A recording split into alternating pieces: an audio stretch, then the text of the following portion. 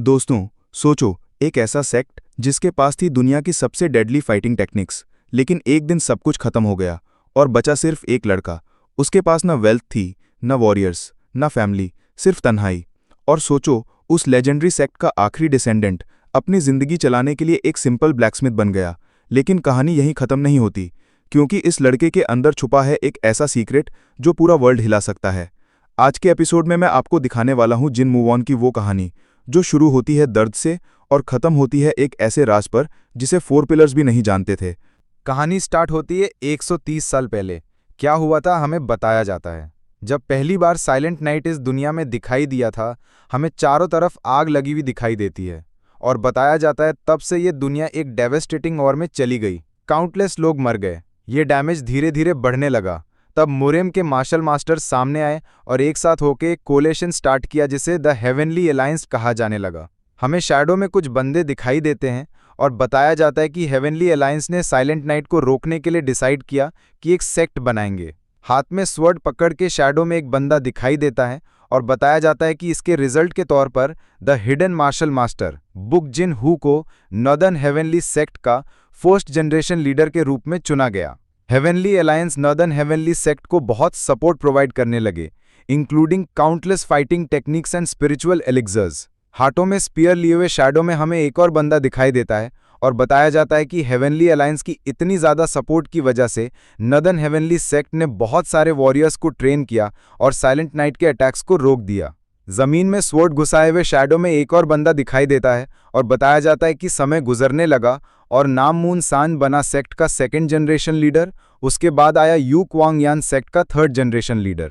अब scene change होता है और हमें एक आदमी दिखाई देता है। यह है नॉर्दर्न हेवनली सेक्ट का फोर्थ जनरेशन लीडर जिसे the north wall Jin Kwan हो कहा जाता है। अब हमें सेक्ट मास्टर जिन के कुछ आदमियों को दिखाया जाता है और बताया जाता है कि ये लोग नॉर्दर्न हेवनली सेक्ट के स्पीयर्स एंड शील्ड्स हैं, द फोर पिलर्स। हथियारों से भरे लोग आगे बढ़ते हैं और उनकी कदमों से बहुत धूल उठने लगती है। उन लोगों का गुस्से से भरा चेहरा साफ साफ दिख रहा है। दूसरे सोल्जर्स भी फाइट में आ जाते हैं। हमें दिखाई देता है दोनों पार्टीज एक दूसरे पर झपट पड़ते हैं। नॉर्दर्न हेवनली सेक्ट के फोर पिलर्स भी फाइट करने आ जाते हैं। हमें फोर पिलर्स में से एक को दिखाया जाता है। उसकी आंख चमक रही थी और अपना एक फिस्ट रेडी करके बहुत जोर से सामने की तरफ मारता है। एक ही अटैक में सामने के सारे लोग मर जाते हैं। अब हमें इसका इंट्रोडक्शन दिया जाता है। ये फोर पिलर्स में से द डीमन फिस्ट जो चियन वू है। अब हमें एक और आदमी को दिखाया जाता है जो आसमान में किसी चीज को घुमाकर अपना कोई अटैक बनाने लगता है और फिर उस अटैक को उन ब्लैक कपड़े वाले सोल्जर्स पर मारता है। उस अटैक का इम्पैक्ट से आसपास का जमीन टूटकर बिखर जाता है। अब हमें इसका भी इंट्रोडक्शन दिया जाता है। ये भी फोर पिलर्स में से द ग्रेट टेम्पेस्ट क्योंग मू सांग है। और फिर हमें एक और आदमी को दिखाया जाता है अपने हाथों में स्वर्ड लिए, अपनी चमकती हुई आंखों से देखकर अचानक से अपने एनिमी को मारते हुए घुस जाता है। अब हमें इसका भी इंट्रोडक्शन दिया जाता है। ये फोर पिलर्स में से एक the ghost blade Yon chain हुआ है। बैटलफील्ड में एक और आदमी को दिखाया जाता है जिसने अपना एक हाथ जमीन पर रखकर दूसरे हाथ से कुछ चीज बहुत जोर से घुमाकर मारता है। हमें इसका भी इंट्रोडक्शन दिया जाता है। ये फोर पिलर्स में से द आयरन ब्लेडेड वॉरियर जय हेक शिम है। अब एक आदमी को दिखाया जाता है जिसके सामने से बहुत सारे ब्लैक ड्रेस वाले सोल्जर्स आ रहे थे। ये और कोई नहीं, सेक्ट मास्टर जिन होता है। सेक्ट मास्टर जिन अपनी चमकती हुई आंखों से देखकर अपने स्वर्ड से एक बहुत ही पावरफुल स्वर्ड स्लैश करता है और एक ही स्लैश में बहुत सारे सोल्जर्स उड़ जाते हैं। फिर वो अपना पैर उठाकर जमीन पर बहुत जोर से मारता है और उसका इम्पैक्ट इतना ज्यादा होता है कि आसपास के बहुत बड़े इलाके का जमीन डिस्ट्रॉय हो जाता है। और हमें बताया जाता है कि 4 जनरेशन तक northern heavenly sect silent night के अगेंस्ट फाइट करता आ रहा था। सेक्ट के अगेंस्ट फाइट करते करते साइलेंट नाइट को भी अपना लिमिट रियलाइज हो गया था, इसलिए वो लोग गायब हो गए। अब हमें एक लड़का दिखाई देता है, आंखों में आंसू लिए सामने की तरफ देख रहा है और हमें इसका नाम बताया जाता है जिन मून वॉन, और ये हमारा मेन कैरेक्टर है। मैं इसे एमसी बुलाऊंगा। हमें दिखाई देता है एमसी अपने फादर की तरफ आंसू भरी आंखों से देख रहा होता है। उसके फादर के हेड से खून निकल रहा होता है और वो अपना सोर्ड पर हाथ रखकर घुटनों पर बैठा होता है। तब नॉर्दर्न वॉल कोलैप्स हो जाता है। हमें दिखाई देता है कि सेक्ट मास्टर जिन के सामने बहुत सारे लोग खड़े हुए हैं। फिर सेक्ट मास्टर जिन बोलता है, देखकर लगता है इस लैंड के सारे वॉरियर्स यहाँ गैदर हो गए हैं। हमें शैडो में कुछ चमकती हुई आंखों के साथ कुछ आदमी दिखाई देते हैं। सेक्ट मास्टर जिन अपने मन में बोलता है, दी ऑलमाइटी नाइन स्काइज, जिन लोग मुरिम पर रूल करते हैं, हेवनली अलायंस, क्या ये सब तुम्हारा किया धरा है? हमें एक दाढ़ी वाला आदमी चमकती हुई आंखों के साथ दिखाई देता है और बताया जाता है कि ये 9 स्काइज में से एक द ग्रेट सेज सोमवुन हुआ है। वो सेक्ट मास्टर जिन के पास आकर बोलता है, सेक्ट लीडर जिन, क्या अभी भी तुम अपना क्राइम मानना से इनकार करोगे? तुम कैसे साइलेंट नाइट के साथ काम कर सकते हो जब तुम्हारा काम ही उनको रोकना था? सेक्ट मास्टर जिन हल्का सा हंसता है और बोलता है, मैं जिन क्वान हो अपनी पूरी लाइफ बिना किसी शेम के जिया हूं, और तुम कह रहे हो कि मैं साइलेंट नाइट के साथ काम कर रहा हूं। कितनी नॉनसेंस बात है ये। तब ग्रेट सेज बोलता है, तुम्हारी नॉर्दर्न हेवनली सेक्ट के 4 पिलर्स ही तुम्हारे खिलाफ जवाब दे चुके हैं, तो इनोसेंट एक्ट करना बंद करो। सेक्ट मास्टर जिन आसपास देखने लगता है और उसको नॉर्दर्न हेवनली सेक्ट के 4 पिलर्स दिखाई देते हैं। वो आंख बंद करके मन में मुस्कुराता है और बोलता है, ये मेरे दोस्त, मेरे भाई हैं, जिन पर मैंने बैटलफील्ड में कई डेकेड्स तक ट्रस्ट किया था। क्यों ये दुनिया नॉर्दर्न हेवनली सेक्ट को इस तरह से छोड़ रही है? हमें नॉर्दर्न हेवनली सेक्ट का माउंटेन से ऊपर का व्यू दिखाई देता है और सेक्ट मास्टर मन में कहता है, अब मैं देख सकता हूं, मैं पूरी तरह से अकेला हूं। उसके मन में कुछ क्लिक होता है और वो अपने बेटे की तरफ देखता है। हमें दिखाई देता है एमसी अभी भी वही खड़ा है। फिर सेक्ट मास्टर मन में सोचता है, अगर ये सब हेवनली अलायंस का प्लान है तो मैं यहां से एस्केप नहीं कर सकता, फर्क नहीं पड़ता कितना भी ट्राई कर लूं। ये सोचकर सेक्ट मास्टर अपना पैर जोर से मारता है, धूल उड़ने लगती है। वो बोलता है, ठीक है हेवनली अलायंस, अगर तुम लोग ऐसा चाहते हो तो मैं वैसा ही करूंगा जैसा तुम लोग कहोगे। 9 स्काइज मन में सोचता है, जैसा मैंने उम्मीद किया था, इसका इंटरनल एनर्जी इस दुनिया के बाहर है। Northern heavenly sect silent night के अगेंस्ट फाइट करते हुए बहुत ही पावरफुल बन गया है और हमारे लिए एक बड़ा बर्डन है। जब तक नॉर्दर्न हेवनली सेक्ट एग्जिस्ट करेगा, तब तक हम मेनलैंड पे पूरी तरह से रूल नहीं कर सकते। सीन चेंज होता है, सेक्ट मास्टर के पास का शॉट आता है। वो बोलता है, अब से और अभी से नॉर्दर्न हेवनली सेक्ट नहीं रहेगा। मैं तुम लोगों को ऑर्डर देता हूं, सेक्ट छोड़ दो और अपनी जिंदगी फ्रीली जियो मेरे डिसाइपल्स। सेक्ट का थोड़ा दूर का व्यू दिखाई देता है। सेक्ट मास्टर बोलता है, नॉर्दर्न हेवनली सेक्ट का लीडर होने के तौर पे ये मेरा फाइनल ऑर्डर है। हमें दिखाई देता है सेक्ट मास्टर अपनी आंखें ऊपर करके किसी तरफ देख रहा है। वो 9 स्काइज की तरफ देख रहा होता है। सेक्ट मास्टर बोलता है, लेकिन इतनी छोटी उम्र में अपनी मां को खोने के बाद एक बुरे बाप के साथ बड़े होने वाले मेरे बच्चे, तुम अब इस सुनसान नॉर्दर्न लैंड में बिल्कुल अकेले रह जाओगे। हमें एमसी का चेहरा दिखाई देता है जो लगभग रोने वाला होता है। सेक्ट मास्टर 9 स्काइज से कहता है, तुम प्रॉमिस करोगे कि तुम उसके ऊपर अपना हाथ नहीं उठाओगे। 9 स्काइज का सीन दिखाई देता है। वो सोचता है हमें सबको खत्म कर देना चाहिए ताकि फ्यूचर में कोई प्रॉब्लम ना हो, लेकिन लगता है ये थोड़ा मुश्किल होगा। वो बोलता है, मैं प्रॉमिस करता हूं, और मन में सोचता है अगर हम इसको ज्यादा प्रेशर करेंगे तो इस लैंड के मार्शल हीरो को एंटागनाइज करेंगे। अब सीन बदलता है और हमें सेक्ट मास्टर दिखाई देते हैं। वो अपनी तलवार ऊपर उठाकर अपने बेटे मतलब एमसी की तरफ देखते हैं और उसका नाम लेते हैं। एमसी ये देखकर बड़ी बड़ी आंखों से उस तरफ ही देखने लगता है। सेक्ट मास्टर एमसी से माफी मांगता है। ये देखकर एमसी अपना हाथ उठाकर रोना शुरू कर देता है, फिर दूर की तरफ जाने लगता है। जब वो ऊपर पहुंचता है, सेक्ट मास्टर तलवार अपने सीने में घूंप लेता है। हमें जमीन पर पड़े हुए कुछ पत्थर दिखाई देते हैं और बताया जाता है कि हेवनली अलायंस के द्वारा नॉर्दर्न हेवनली सेक्ट को मेनलैंड को सुरक्षित रखने के लिए बनाया गया था। 100 साल से भी ज्यादा समय तक उन्होंने साइलेंट नाइट के साथ लड़ाई की। फिर हमें फिर से एमसी और सेक्ट मास्टर का सीन दिखाई देता है, जिसमें सेक्ट मास्टर के सीने के अंदर तलवार घुसी हुई थी और एमसी उसके पास बैठकर रो रहा था। और हमें बताया जाता है कि 4 जनरेशंस के सेक्ट लीडर जिन कौन हो को आखिरकार उन लोगों द्वारा धोखा दिया गया जिन लोगों को वो बचाता था। अब हमें 3 साल बाद का सीन दिखाई देता है। एक आंख बंद होती है, फिर खुलती है और हमें उसके आगे कुछ बंदे खड़े हुए दिखते हैं। हमें पता चलता है कि यह आंख खोलने वाला बंदा और कोई नहीं, एमसी है, जिन मूव ऑन। एक बंदा उसकी उंगली की तरफ अपना चाकू करता है। ये देखकर एमसी थोड़ा चौंक जाता है। उन बंदों का लीडर कहता है, तो आखिरकार तुम होश में आ ही गए। हमें दिखाई देता है कि हमारा एमसी एक कमरे के अंदर बंद करके रखा गया है और उसके सामने बहुत सारे बंदे खड़े हैं। तब एमसी कहता है, इसका मतलब मैं क्या समझूं? उन लोगों का लीडर कहता है, ओह, इसकी आंखों में देखो। मैं सोचता था ये एक मासूम बच्चा है, लेकिन अब देखकर लगता है कि ये वाइपर का वेनेमस एनर्जी रखता है। वो एमसी के पास जा रहा होता है और कह रहा है, लास्ट टाइम लीडर्स को मैं नहीं जानता, लेकिन मैं जान पायसान मैं कोई अच्छा आदमी नहीं हूं। ये मुझे गुस्सा दिलाता है कि तुम जैसे बंदे के लिए 3 साल बर्बाद हो गए। वो एमसी के बहुत पास आकर कहता है, तो अब मुझे बताओ कि कौन सा सीक्रेट फाइटिंग टेक्निक तुम छुपा रहे हो।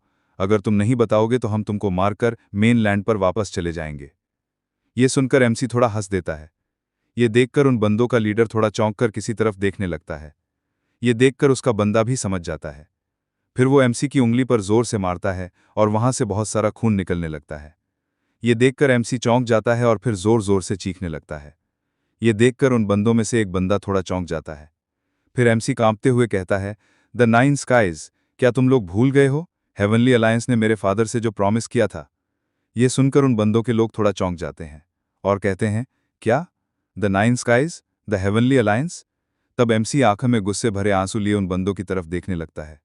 एपिसोड शुरू होता है और हमें दूर से दो गाड़ियां दिखाई देती हैं। बताया जाता है कि साइलेंट नाइट ने अपना एग्जिस्टेंस पूरी तरह से दुनिया से सपा लिया था। अब हमें दिखाई देता है कि उस दो केरज थोड़ा दूर चला गया है और फिर से बताया जाता है कि इस दुनिया अब इस बात में बिलीव करने लगा कि वो अब कंप्लीटली खत्म हो चुकी है। अब हमें नॉर्दर्न हेवनली सेक्ट के बाहर का सीन दिखाई देता है और हमें दिखता है कि उन दो केरज नॉर्दर्न हेवनली सेक्ट की तरफ ही जा रहे होते हैं। और फिर से बताया जाता है कि नॉर्दर्न हेवनली सेक्ट, जिसने साइलेंट नाइट के अगेंस्ट फ्रंटलाइन पे फाइट की थी, अब डिसबैंडेड हो चुका है। अब हमें उन दो केरज में से कुछ बंदे लोगों को निकलते हुए दिखते हैं और फिर से बताया जाता है कि हेवनली अलायंस अपनी एक्सटर्नल टीम और सोल्जर्स को नॉर्दर्न हेवनली सेक्ट में भेज रहा है। अब हमें एक आदमी का पैर दिखाई देता है और फिर से बताया जाता है कि साइलेंट नाइट कभी भी दिखाई दे सकता है, इसका बनावट, लेकिन रियलिटी में ये सिर्फ एक दिखावा है। अब हमें के बंदे को दिखाई जाते हैं जो अपना सिर से हाथ निकाल रहे हैं।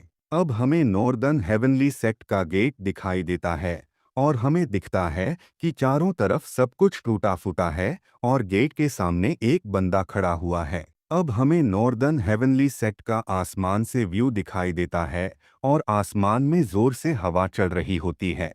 अब हमें कुछ बंदे को दिखाई देता है जो आपस में कुछ बातें कर रहे हैं। हमें दिखता है कि वो केरज अब वापस जाने लगते हैं और हमें बताया जाता है कि उनका ट्रू ऑब्जेक्टिव है उस हर एक मूव पर नजर रखना। अब हमें पिछले एपिसोड का वही टीम लीडर और उसका एक बंदा दिखाई देता है और अब हमें दूर से कुछ बंदे दिखाई देते हैं और बताया जाता है कि इस चांस को लेकर वो सीक्रेट फाइटिंग टेक्निक्स सीखने लगते हैं और रिवेंज के लिए प्लॉटिंग करने लगते हैं। अब हमें उस टीम लीडर और उसके पीछे कुछ बंदे दिखाई जाते हैं जो नॉर्दर्न हेवनली सेक्ट के अंदर जा रहे होते हैं और फिर से बताया जाता है कि इसलिए उन लोगों ने उसे ऊपर नजर रखने के लिए आया है। अब हमें उस टीम के लीडर और उसके कुछ बंदे दिखाई जाते हैं जो किसी तरफ देख रहे हैं और हमें थोड़ा दूर एक बंदा खड़ा हुआ दिखता है और फिर से बताया जाता है कि उन लोगों ने साइलेंट नाइट पर नजर रखने के लिए यहाँ नहीं आए,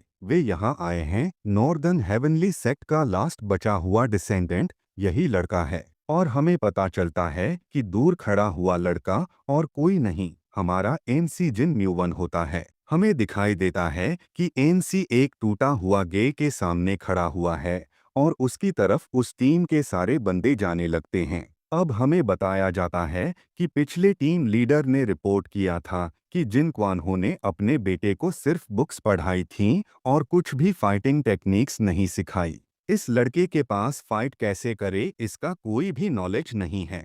अब हमें उस टीम लीडर के सामने एक बंदा दिखाई देता है जो किसी तरफ अपनी उंगली दिखाकर कुछ कह रहा है और हमें फिर से बताया जाता है कि नॉर्दर्न हेवनली सेक्ट की सारी फाइटिंग टेक्निक्स और एसेट्स हेवनली अलायंस और 4 पिलर्स के द्वारा ले लिए गए। हमें उसी बंदे को दिखाया जाता है जो टीम लीडर के साथ बात कर रहा था। वो अपनी एक डीप सांस लेता है और फिर से बताया जाता है कि उसके पहले की टीम ने नॉर्दर्न हेवनली सेक्ट को पूरी तरह सर्च किया ताकि पता चल सके कि कोई चीज छूट तो नहीं गई, लेकिन उन्हें कुछ भी नहीं मिला। अब हमें टीम लीडर दिखाया जाता है जो गुस्से और अनोइंग चेहरा बना रहा था और फिर से बताया जाता है कि बहुत सालों तक कंप्लीटली डिस्पेयर में जीने के बाद आखिरकार ये लड़का अपनी सेंसेस में आ चुका है और लाइफ जीने के लिए ब्लैक स्मिथिंग करना शुरू कर दिया। हमें दिखाई देता है एमसी ब्लैक स्मिथिंग करते हुए और वहीं पर टीम लीडर दिखाई देता है और हमें इंट्रोडक्शन दिया जाता है कि ये हेवनली अलायंस की थर्ड एक्सटर्नल टीम का लीडर जैन पायसन है। वो बोलता है, कितना मजाक की बात है कि नॉर्दर्न हेवनली सेक्ट का ग्रेट डिसेंडेंट अपनी लाइफ जीने के लिए ब्लैकस्मिथ बन गया। ना उसके पास वेल्थ है, ना फाइटिंग टेक्निक्स, मतलब कोई कारण ही नहीं बनता यहाँ 3 साल तक रुकने के लिए। अब हमें टीम लीडर के पास जो बंदा था उसका इंट्रोडक्शन दिया जाता है कि ये हेवनली अलायंस की थर्ड एक्सटर्नल टीम का वाइस टीम लीडर है, और हमें दिखता है कि वो किसी तरफ देख रहा है। हमें एमसी दिखाई देता है जो उन लोगों को देखकर वहां से अपना मुंह घुमाकर चला जा रहा है। हमें दिखता है कि एमसी किसी तरफ जा रहा है और बोलता है, ये लोग जरूर नए लुकआउट्स होंगे। हमें एमसी एक बड़ा सा घर के पास आता हुआ दिखता है, और हमें पता चलता है कि इस घर का नाम है द हाउस ऑफ 10,000 स्पिरिट्स। इसे द हाउस ऑफ 10,000 स्पिरिट्स इसलिए कहा जाता है क्योंकि यहाँ 10,000 अलग अलग कन्फ्यूशन प्रिंसिपल्स और फाइटिंग टेक्निक्स हुआ करते थे। अब हमें द हाउस ऑफ 10,000 स्पिरिट्स के अंदर का सीन दिखता है, जहाँ एमसी कहीं जा रहा होता है और आसपास कोई भी किताब नहीं दिखाई देती। अब हमें बताया जाता है कि जितने भी स्वॉर्ड टेक्निक्स थे वो सभी the ghost blade Yeon Cheoha के पास हैं, और कोई भी useful hand techniques the demon fist Yo Cheowu के हाथ में चली गई। सभी foot techniques the great tempest Kyong Museng के पास हैं। सभी knowledge of energy attacks including super strength attacks the iron blooded warrior जाए हाईऑक्शन के द्वारा लिए गए। नॉर्दर्न हेवनली सेक्ट के बहुत सारे डिसाइपल्स सेक्ट स्वॉर्ड के 4 पिलर्स को सर्व करने के लिए चले गए। हमें एमसी दिखाई देता है जो टूटे हुए खिड़की के पास बैठा है और उदासी भरा चेहरा बनाया हुआ है। फिर से बताया जाता है कि वही 4 पिलर्स थे जिन्होंने मेन लैंड में पावर्स बढ़ाने के लिए नॉर्दर्न हेवनली सेक्ट का डाउनफॉल लाया। हमें एमसी बहुत उदास चेहरा बनाकर एक तरफ देख रहा है और बोलता है, मैं अब एकदम अकेला हूँ। अगर ठीक से बोलूँ तो मैं अबैंडन कर दिया गया हूँ। सीन बदलता है और अंधेरे में सेक्ट लीडर दिखते हैं जो एमसी को उसके नाम से बुलाते हैं और बोलते हैं, अब से तुम नॉर्दर्न हेवनली सेक्ट का लीडर हो। और ये कहते हुए वो मर जाते हैं। हमारे एमसी के पिता चिल्ला रहे हैं और वहाँ 4 पिलर्स और 9 स्काइस भी दिखाई देते हैं। तभी एमसी अपनी नींद से उठ जाता है और हमें पता चलता है कि वो एक सपना देख रहा था। वो बेड पर उठकर धीरे से हंसने लगता है। हमें एक माउंटेन दिखता है जिसके ऊपर से बहुत सारे क्लाउड्स उड़ रहे होते हैं। सीन बदलता है और हमें एमसी को खाते हुए दिखाया जाता है और बताया जाता है कि नॉर्दर्न हेवनली सेक्ट के 20 ली के रेडियस में एक सिंगल रेजिडेंस भी एग्जिस्ट नहीं करता। और मैं आपको बता देता हूं कि 1 ली 0.393 किलोमीटर। हमें एक बिल्डिंग दिखती है और दिखता है कि एमसी जहां ब्लैक स्मिथिंग करता है वहीं फिर से ब्लैक स्मिथिंग करने लग जाता है। अब हमें शाम का सीन दिखता है। MC the house of 10,000 spirits के ऊपर बैठा है और मन में सोचता है, ये मैं हूँ, ये मेरा करंट सेल्फ है। मैं जिन म्यूवन कितना पथेटिक हूँ। हम देखते हैं कि एमसी आंखों में उदासी लेकर बैठा है।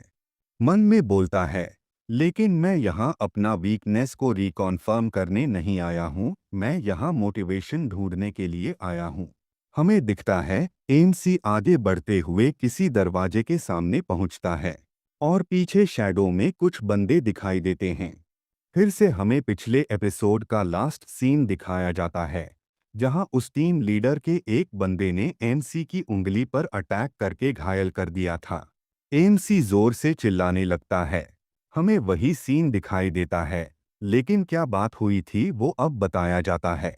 हमें एक बंदा दिखता है जो अपना सिर पर हाथ रखकर बोलता है, क्या तुम लोग अपना दिमाग खो चुके हो? तुम लोग एक बच्चे के साथ ऐसे कैसे कर सकते हो? एमसी बोलता है, द 9 स्काइस, क्या तुम लोग वो प्रॉमिस भूल गए जो हेवनली अलायंस मेरे पिता से किया था? ये सुनकर टीम लीडर हैरान होकर कहता है, the 9 skies, the heavenly alliance. फिर हमारा एमसी गुस्से भरा मुंह बनाकर कहता है, तुम्हें मुझे इस तरह ट्रीट नहीं करना चाहिए था। क्या तुम लोग सारे एसेट्स और फाइटिंग टेक्निक्स सिर्फ इसलिए चाहते हो? हमें कुछ घर से धुआं निकलते हुए दिखाई देता है। अब हमें हाउस ऑफ 10,000 स्पिरिट्स के अंदर दिखाया जाता है। एएमसी फिर से बताता है, तुम्हें क्या लगता है बहुत पहले ही हेवनली अलायंस कुछ भी सोचे होंगे? तुम लोग मुझे मारकर मेन लैंड पे वापस जाना चाहते हो? अगर हिम्मत है तो मुझे मारकर दिखाओ। वो लोग अब 4 पिलर्स को सर्व कर रहे होंगे, लेकिन जो हंड्रेड्स ऑफ वॉरियर्स यहाँ से अलग हो गए थे वो अभी भी नॉर्दर्न हेवनली सेक्ट के लिए लॉयल्टी कैरी करते हैं। क्या तुम्हें लगता है वो लोग मेरे डेथ को ऐसे ही जाने देंगे? उन्हें ये फिगर आउट करने में कोई प्रॉब्लम नहीं होगी कि ये मर्डर है या सुइसाइड। क्या तुम्हें लगता है कि लास्ट 3 बेवकूफ थे कि इस आइडिया उसके दिमाग में नहीं आया? तुम्हें क्यों लगता है कि वो 3 साल तक कुछ भी नहीं करते रहे? ये सुनकर टीम लीडर बहुत गुस्सा हो जाता है और अपनी स्वॉर्ड निकालते हुए बोलता है, तुम थोड़ी शांत चिट्ठी अपना मुंह संभाल कर बात करो। ये देखकर उस टीम का वाइस लीडर उसके सामने आकर रोक देता है और बोलता है, हमें शायद इसे सुनना चाहिए, इस बच्चे की बात में पॉइंट है। और हाँ, पूरी जगह सर्च की गई है, लेकिन अभी तक कोई भी आइटम नहीं मिला जो कुछ वर्थ करता हो। ये सुनकर टीम लीडर चुप होकर उसकी तरफ देखने लगता है। उसके बाद बोलता है, ठीक है, उसे जाने दो। एएमसी बोलता है, मुझे ये चीज़ क्लियर करनी है। ये मेरा घर है और तुम लोग अनवेलकम गेस्ट्स हो, तो थोड़ा अपना मैनर्स संभाल कर चलो। अगर तुम लोग ऐसा करते हो तो मैं इसे ऐसे ही जाने दूंगा। ये सुनकर टीम लीडर कहता है, ठीक है, लेकिन अगर तुम कुछ करने की कोशिश की तो मैं तुम्हें मार दूंगा। हमारे एएमसी का रस्सी खो दिया जाता है और बोलता है, इस पर नजर रखो। ये सुनकर वाइस टीम लीडर वहां देखकर हमारे एएमसी की तरफ देखने लगता है। हमें एएमसी दिखाई देता है जो अपना कंधा झुकाकर अपना हाथ पकड़कर खड़ा है। वाइस टीम लीडर अपने कपड़े के अंदर हाथ डालकर एक कपड़ा निकालकर एएमसी की तरफ कर देता है और बोलता है, इसके लिए माफ करना और ब्लीडिंग रोकने के लिए इसे यूज करो। एएमसी ये देखकर थोड़ा चौंक कर उस तरफ देखता है। उस तरफ देखते ही रह जाता है। ये देखकर वाइस टीम लीडर कपड़ा देकर वहां से जाता है। हमें एएमसी का सीन दिखता है कि वो दर्द में आंखों से आंसू निकाल रहा है। हमें दिखता है कि जिस कपड़े से उसने अपनी उंगली को पकड़ा था वो पूरी तरह से ब्लीडिंग से लाल हो गया है। एएमसी घुटनों में बैठकर कहता है, क्या नॉर्दर्न हेवनली सेक्ट के लॉयल वॉरियर्स ऐसे एग्जिस्ट भी करते हैं? अगर होते तो बहुत पहले ही वो लोग नहीं आते। नॉर्दर्न हेवनली सेक्ट अब एक टूटी हुई जगह बन चुकी है। किसी को फर्क नहीं पड़ता कि मैं जिंदा रहूं या मर जाऊं। अब हमें नॉर्दर्न हेवनली सेक्ट का दूर का सीन दिखता है। अब हाउस ऑफ 10,000 स्पिरिट्स दिखाई देता है। एएमसी वहां ऊपर जा रहा होता है। हमें दिखता है कि एएमसी घर के ऊपर लेटे हुए हैं और अचानक उठकर बैठ जाता है और मन में बोलता है, नॉर्दर्न हेवनली सेक्ट का बिगेस्ट सीक्रेट जो 4 पिलर्स भी नहीं जानते थे उसके बारे में। हमें एक पत्थर पर अजीब भाषा में लिखी हुई फाइटिंग टेक्निक दिखती है। हमें दिखाई देता है एएमसी ऊपर बैठकर पूरी नॉर्दर्न हेवनली सेक्ट को देख रहा है। अब हमें दिखाई देता है कि पिछले एपिसोड के लास्ट में एमसी जहां बैठा था वहीं पर बैठकर मन में बोलता है, नॉर्दर्न हेवनली सेक्ट का लास्ट बचा हुआ फाइटिंग टेक्निक, जो कि सेक्ट खुद है। अब हमें वॉल पे कुछ अलग लैंग्वेज में कुछ लिखे हुए दिखाई देता है और एमसी बताता है, जब नॉर्दर्न हेवनली सेक्ट का रूइंस में ईस्ट का हॉट सन स्काई में शाइन करता है तब उस लाइट बिल्डिंग के अंदर से होकर वॉल में जाकर लगता है, जिसे द वॉल ऑफ 10,000 स्पिरिट्स कहा जाता है। तब वॉल से एक शैडो जमीन में पड़ता है। जब लाइट वॉल में हुई मीनिंगलेस सिंबल्स तक पहुंच जाता है तब वो कुछ कैरेक्टर्स में बदल जाता है, जो कि लोअर मून किंगडम की द्वारा यूज किया जाता था, जो काफी लंबी टाइम पहले ही एक बड़ा वॉर में कोलैप्स हो चुकी है। और ये द वॉल ऑफ 10,000 स्पिरिट्स हर एक नॉर्दर्न हेवनली सेक्ट लीडर के लिए एनलाइटनमेंट ऑफ विजडम है। अब हमें शैडो में 4 बहुत पावरफुल आदमी दिखाई जाता है और एमसी फिर से बोलता है, फर्स्ट जनरेशन के लीडर बुक जिन्हू से लेकर 4th जनरेशन के लीडर जिन क्वान हो तक। और एमसी फिर बोलता है, इस रीजन के लिए मेरे फादर कोई भी फाइटिंग टेक्निक सीखने के बजाय जो characters lower moon kingdom use करते थे उसे सीखने में सिर्फ ध्यान देने के लिए बोला। हमें एमसी दिखाई देता है जो अभी बहुत छोटा था और उसे उसका फादर कहीं लेकर जा रहा होता है। अब सीन थोड़ा चेंज होता है और देखते हैं कि एमसी अपना फादर की तरफ देख रहा है और एमसी फिर से बोलता है, उन्होंने मुझे दूसरों की तरह बताया कि वो एक मीनिंगलेस सिंबल की तरह दिखता है। अब सीन फिर से चेंज होता है और देखते हैं कि एमसी की फादर उसके हेड के ऊपर हाथ फिर रहा है। एमसी फिर से बोलता है, मैं इस दुनिया में सिर्फ एक अकेला पर्सन हूं जो लोअर मून किंगडम के लैंग्वेज को पढ़ सकता है। अब हमें फ्लैशबैक के सीन से लेकर करंट टाइम में एमसी को दिखाई जाता है, जो कि थोड़ा उदासी भरा चेहरा बनाकर मन में बोलने लगता है। अगर कोई सोल्जर इसे देखे तो वो सोचेगा कि मैं आसपास की नज़ारों को देख रहा हूं और टाइम पास कर रहा हूं। मैं होप करता हूं कि वो ऐसे ही सोचते रहे। मुझे एक बहुत लंबा रास्ते में जाना है, इसलिए मुझे द 10,000 स्पिरिट टेक्निक और पिछली सारे सेक्ट लीडर की विजडम जो ये रखता है, इसको मेमोराइज करना पड़ेगा। हमें नॉर्दर्न हेवनली सेक्ट का ऊपर का व्यू दिखाई देता है और एमसी फिर से मन में बोलता है, जब से हेवनली अलायंस मेरे ऊपर नज़र रखना स्टार्ट किया है, मैं ऐसे ही कुछ भी रैशली नहीं कर सकता। मुझे वेट करके इस सीक्रेट टेक्निक को मास्टर करना पड़ेगा। हमें एमसी दिखाई देता है जो कि बिल्डिंग के छत के ऊपर बैठकर मन में ये सब बोले जा रहा था। एमसी नीचे किसी तरफ देखता है और थोड़ा चौंक जाता है। अब हमें नीचे एक कैरियर चल के आते हुए दिखाई जाते हैं। अब नॉर्दर्न हेवनली सेक्ट का दूर का व्यू दिखाई जाता है और देखते हैं कि वो कैरियज नॉर्दर्न हेवनली सेक्ट का पास जा रहा है। अब हम देखते हैं कि वो कैरेज नॉर्थन हेवनली सेक्ट में आ जाते हैं और उसके अंदर के बंदे को देखकर उसे अंकल हुआंग करके पुकारता है। अब हमें दिखता है उस कैरेज में एक ओल्ड मैन सा दिखने वाला आदमी आया था और एमसी इसे ही अंकल हुआंग कह रहा था।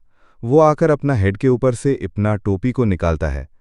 अब हमें इसका इंट्रोडक्शन दिया जाता है कि ये नॉर्थन हेवनली सेक्ट का एक फॉर्मर वॉरियर हुआंग चोल है। हमें बताया जाता है कि स्किल की बात करें तो हुआंग चोल इतना तो स्ट्रांग है कि वो अपने आप को प्रोटेक्ट कर सकते हैं और वो नॉर्थन हेवनली सेक्ट का सबसे लोएस्ट रैंक्ड सोल्जर्स में से आता है। लेकिन अगर उसका लॉयल्टी की बात करें तो वो किसी से भी ज़्यादा है। अब हमें हुआंग चोल को दिखाई जाता है जो एमसी को यंग मास्टर कह के पुकारता है और हमें फिर से बताया जाता है नॉर्थन हेवनली सेक्ट को छोड़ने के बाद वो मार्चेंट्स के लिए बॉडीगार्ड के काम करने लगे और बहुत दूर तक आए रेगुलरली एमसी को सप्लाईज को डिलीवर करने के लिए। हमें नॉर्थन हेवनली सेक्ट को दूर से दिखाई जाता है और फिर बताया जाता है हुआंग चोल एक ऑर्फन था और उसके पास कोई भी नहीं था जिसके ऊपर वो रिलाई हो सकता था और उसके पास फाइटिंग के लिए भी कोई टलिंग नहीं था। हमें हुआंग चोल को दिखाई जाता है और बताया जाता है पहले कोई भी सेक्ट उसे अंडर नहीं ले रहा था। तब नॉर्थन हेवनली सेक्ट का 4th जनरेशन का लीडर जिन क्वानहो ने सोचा कि ये आदमी अपने आप को एक वॉरियर बनाना चाहते हैं। एट लास्ट ये अपने आप को देख तो रहा है। हम देखते हैं सेक्ट मास्टर जिन हुआंग चोल को स्वॉर्ड चला सिखा रहा था और बताया जाता है हुआंग चोल कभी भी उसका काइंडनेस को नहीं भूला। सब लोग नॉर्थन हेवनली सेक्ट को छोड़कर चले गए लेकिन वो जिन मू वन के लिए रह गए। सब सीन चेंज होता है और हमें दिखता है हुआंग चोल उसका कैरेज के पास जाकर घोड़ा का रस्सी पकड़कर थोड़ा हंसकर एमसी को फेयरवेल यंग मास्टर बोलता है और ये सुनकर एमसी उसका पास जाने लगता है और बोलता है अंकल हुआंग आप कैसे हो। ये सुनकर हुआंग चोल बोलता है मैं वैसा ही हूँ जैसा मैं ऑलवेज था और बोलता है ओ लगता है मैं आपको पिछले टाइम पे देखा था, उससे बहुत लंबा हो चुका हो। इसके बाद एमसी उसे थैंक्स करता है इतनी ठंड में इतना दूर आने के लिए। तब हुआंग चोल की नज़र एमसी का घायल उंगली पर चला जाता है। ये देखकर बोलता है क्या यंग मास्टर क्या आपको उन लोगों ने हर्ट किया है, लेकिन वो सोल्जर्स के न्यू टीम नहीं है। तब एमसी बोलता है चिंता करने की कोई बात नहीं है, ये ऐसा नहीं है जैसा आप सोच रहा हो। मैं वर्कशॉप में काम करते हुए एक्सीडेंटली हैमर से हाथ में मार लिया था। ये सुनकर हुआंग चोल बोलता है क्या मेरे से झूठ मत बोलो। सीन चेंज होता है और एमसी कैरेज को धक्का मार रहा है और बोलता है अंकल हुआंग मैंने बोला था कि हर बार इतनी ज़्यादा सप्लाईज लाने की ज़रूरत नहीं है। ये सुनकर हुआंग चोल यंग मास्टर कह के कुछ कहने जा रहा था लेकिन नहीं कहता है। सीन चेंज होता है, हमें एमसी और हुआंग चोल दोनों ही कैरेज को धक्का दे रहा होता है और एमसी बोलता है आपको शायद अब आपकी खुद की लाइफ जीनी चाहिए, आप मेरे लिए बहुत कुछ कर चुके हो, मैं इन सब के लिए बहुत थैंकफुल हूँ। तब हुआंग चोल कहता है नॉनसेंस बातें करना बंद करो, मैं इसे कैसे कर सकती हूँ, अगर नॉर्थन हेवनली सेक्ट नहीं होता तो आज का मेनलैंड ही एग्जिस्ट नहीं करता, आप इससे बेटर डिजर्व करते हो यंग मास्टर। हमें एमसी दिखाई देता है जो कि गौर से हुआंग चोल की तरफ देख रहा है। सीन थोड़ा चेंज होता है और एमसी किसी पत्थर की तरफ उंगली दिखाकर बोलता है ये पत्थर किस लिए है। ये देखकर हुआंग चोल बताता है ये मुझे मिला था जब मैं अपना कैरेज को यूनान का ट्रेड रूट पर रोका था। अचानक से ये स्काई के नीचे पड़ा, इसे कोई ट्राइब वर्शिप्ट करते थे लेकिन ये ट्राइब खत्म हो चुकी है इसलिए इस पत्थर का अब कोई ओनर नहीं है। ये सुनकर थोड़ा चौंक जाता है और बोलता है क्या खत्म हो चुकी है। और फिर हुआंग चोल बोलता है मुझे लगता है वो लोग माइटी फिस्ट के साथ डिस्प्यूट में चला गया था। ये सुनकर एमसी खामोश हो जाता है। अब सीन चेंज होता है और आसमान से स्नो गिरते हुए दिखाई जाता है। तो ये थे माइटी फिस्ट, वो यूनान में सेटल्ड हो गए। हमें दिखाई देता है स्नो गिर रहा है और कैरेज वहीं खड़ा हुआ है। अब हमें बताया जाता है नॉर्थन हेवनली सेक्ट को बिट्रे करने के बाद उन्होंने मेनलैंड में अपना खुद का मार्शल ग्रुप्स बना लिए। हमें गोस्ट ब्लेड को दिखाई जाता है और बताया जाता है गोस्ट ब्लेड ने वेस्ट, जिसे the protectors of the western heavens कहा जाता है, वहां पर अपना सेक्ट बनाया। हमें द ग्रेट टेम्पेस्ट को दिखाई जाता है और बताया जाता है द ग्रेट टेम्पेस्ट, जिसने द विंडी माउंटेन हाउस कहा जाता है, ये सेक्ट बनाया। हमें आयरन ब्लेडेड वॉरियर को दिखाई जाता है और बोला जाता है कोई बोलता था 4 पिलर्स में से सबसे ज़्यादा पावरफुल फाइटर, जिसने नॉर्थ पे अपना सेक्ट बनाया, जिसे द आयरन ब्लड कासल कहा जाने लगा। हमें डेमन फिस्ट को दिखाई जाता है और बोला जाता है the Marcellus angry bear, demon fist, वो एक सेक्ट को लीड्स करने लगे, जिसे द माइटी फिस्ट के नाम पे जाना गया। सीन चेंज होता है, हमें एमसी चुपचाप एक जगह खड़े हुए देखते हैं। ये देखकर हुआंगचोल बोलता है, यंग मास्टर, क्या आप अपना ब्लैक स्मिथिंग टेक्निक्स को प्रैक्टिसिंग कर रहे हो? मैं आपके लिए कुछ आयरन लेकर आया हूं ताकि आप उसे मटेरियल के तौर पे यूज कर सकें। ये सुनकर एमसी बोलता है, जरूर, मैं हमेशा मेरे स्किल को ब्रशिंग करता हूं। एमसी फिर बोलता है, बाहर थोड़ा ठंड है, क्यों ना हम अंदर चलें। सीन चेंज होता है, हमें देखते हैं एमसी और हुआंगचोल एक साथ कैरेज से सामान निकाल के अंदर लेकर जा रहा था और एमसी बोलता है, थैंक्स इन सब के लिए। ये सुनकर हुआंगचोल बोलता है, थैंक्स करने की जरूरत नहीं है यंग मास्टर। हमें दीवार के पीछे वाइस टीम लीडर को देखते हैं और वो मन में बोलता है, तो ये है हुआंगचोल, ये सिर्फ एक हाफ बेक्ड बॉडीगार्ड है। मैं हमेशा नॉर्दर्न हेवनली सेक्ट को देखा करता था, लेकिन Jin move on, the descendant of its leader, ये सिर्फ आसपास घूमता है, ब्लैकस्मिथ्स के वर्कशॉप पे जाकर काम करता है और टावर के टॉप पे जाकर बैठा रहता है। मुझे इससे कोई एनर्जी और फाइटिंग स्किल सेंस नहीं हो रहा। इसके पास सच में कुछ भी नहीं है, लेकिन अगर वो सिर्फ the north walls fighting techniques master कर लेता तो वो इस जनरेशन का ग्रेटेस्ट वॉरियर बन सकता था। अब हम स्काई में एक बर्ड को देखते हैं। ये देखकर वाइस टीम लीडर बोलता है, क्या एक मैसेज? हमें थोड़ा दूर से दिखाई देता है कोई बंदा दौड़ के किसी तरफ जा रहा है। हमें दिखता है ये टीम लीडर है। वो गुस्से में बोलता है, क्या उन लोगों ने हमें कांटेक्ट नहीं किया, सिर्फ एक बार इस बकवास को भेजकर? अब उन लोग कह रहा है कि हम इंपॉर्टेंट गेस्ट को रिसीव करने वाले हैं। वाइस टीम लीडर, ये श्योर रहना कि उनके लिए खाली बिल्डिंग रेडी करो जितनी जल्दी पॉसिबल हो। ये सुनकर वाइस लीडर यस बोलता है। अब हमें एमसी का रूम के अंदर दिखाई जाता है। वहां पर एमसी और हुआंग बाहर की कैरेज से सामान लाकर रख रहा था। अब दोनों बैठकर चाय पीने लगते हैं। एमसी बोलता है, तुम्हें क्या लगा है, बाहर की दुनिया में 3 दिन तक क्या चल रहा था? ये सुनकर हुआंग थोड़ा सोचता है और बोलता है, एक नया वॉरियर सामने आया है जिसका नाम है दाम सू च्वान, जिसने हंड्रेड्स पीपल को फाइट में चैलेंज किया और सबका अटेंशन पा लिया। ये सुनकर एमसी बोलता है, दाम सू च्वान? हमें शैडो में कुछ बंदे दिखाई देता है और बताया जाता है दाम सूचवान दाम जोक छिम का थर्ड सन है, जो कि हेवनली अलायंस का 9 स्काइज में से एक आता है। सबसे पहले सब लोग उसका चैलेंज के ऊपर हंसा, लेकिन अभी वो सारे मैच एक के बाद एक जीत रहा है। वो वॉरियर अभी भी सिर्फ 18 का ही है, लेकिन उसका शॉकिंग एबिलिटी ने मेनलैंड के पीपल का सपोर्ट पा लिया। हमें एक बंदा दिखाई देता है जो कि बहुत सारे चीज ऊपर खड़े होकर हाथ ऊपर खड़े हुए हैं और बताया जाता है वो अब तक 93 फाइट्स जीत चुके हैं। अगर और 7 बार जीत जाए तो हिस्ट्री में एक रिकॉर्ड के तौर पे लिखा जाएगा। पीपल इसे 100 मैन चैलेंज कह रहा है। सीन चेंज होता है और एमसी दिखाई देता है। वो बोलता है, वाओ, और वो सिर्फ 18 साल का ही है। अब हुआंग बोलता है, अगर उसका स्किल इस रेट से ग्रो होते रहे तब दाम सूचवान इस दुनिया का एक पावरफुल पिलर बन जाएगा। और एक बात, रूमर्स कह रहा है कि वो नॉर्थ की तरफ ही आ रहा है। एमसी बोलता है, इम्प्रेसिव, और कुछ हुआ है क्या?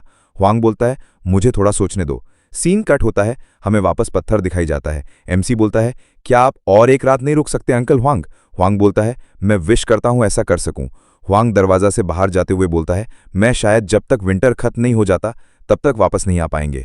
मुझे माफ कर दो, शायद मेरे पास थोड़ी और अथॉरिटी होती। एमसी बोलता है, ये ठीक है अंकल हुआंग, मैं सिर्फ थोड़ा सैड था आपको इस तरह जाते देख के। हमें नॉर्थर्न हेवनली सेक्ट के गेट के बाहर का सीन देखते हैं। स्नो गिर रही है। एमसी दरवाजे से थोड़ा सामने खड़ा हुआ है। हुआंग अपना कैरेज लेकर जा रहा है। एमसी हाथ हिलाकर बाय करता है। हुआंग भी हाथ हिलाता है। सीन थोड़ा दूर से। एमसी अकेला जगह खड़े हुए हैं। बहुत ज्यादा स्नो गिर रही है। तब वाइस टीम लीडर आता है। यंग मास्टर जीन, तो आप इधर हो? मैं हर जगह आपको ढूंढ रहा हूं। हेवनली अलायंस से कुछ इंपॉर्टेंट गेस्ट आने वाला है स्प्रिंग में, इसलिए हम ह्वाचेम पैलेस को रिपेयर करके उनके रहने के लिए प्रिपरेशन कर रहा हूं। एमसी बोलता है, जाके कर लो, वो वैसे भी अबैंडन पड़ा हुआ है। एमसी वहां से जाते हुए बोलता है, क्या आप मुझे जाने देंगे? वाइस टीम लीडर बोलता है, ओके, थैंक्स। एमसी वहां से जाने लगता है। हमें हाउस ऑफ 10,000 स्पिरिट्स दिखाई जाता है। एमसी किसी तरफ देखकर एक दरवाजा को खोलकर अंदर आ जाता है। हम अंदर फ्लोर में कुछ चीज पड़े हुए देखते हैं। ये देखकर एमसी थोड़ा चौंक जाता है और फिर आसपास देखने लग जाते हैं। अचानक से कोई उसके पीछे से आकर उसका गले में नाइफ रख देता है और बोलता है, तुम कौन हो? ये सुनकर एमसी सोचता है, क्या एक लड़की की आवाज है? लड़की बोलती है, मैं पहले तुमसे पहले पूछा है। फिर एमसी डरते हुए बोलता है, मैं इस प्लेस का ओनर हूं। यह सुनकर लड़की बोलती है, यहां का owner?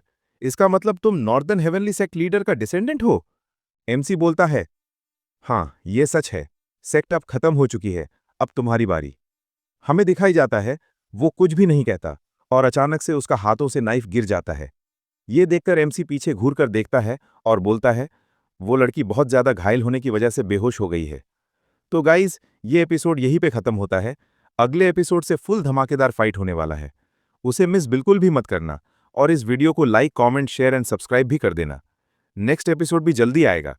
Bye bye guys and take care.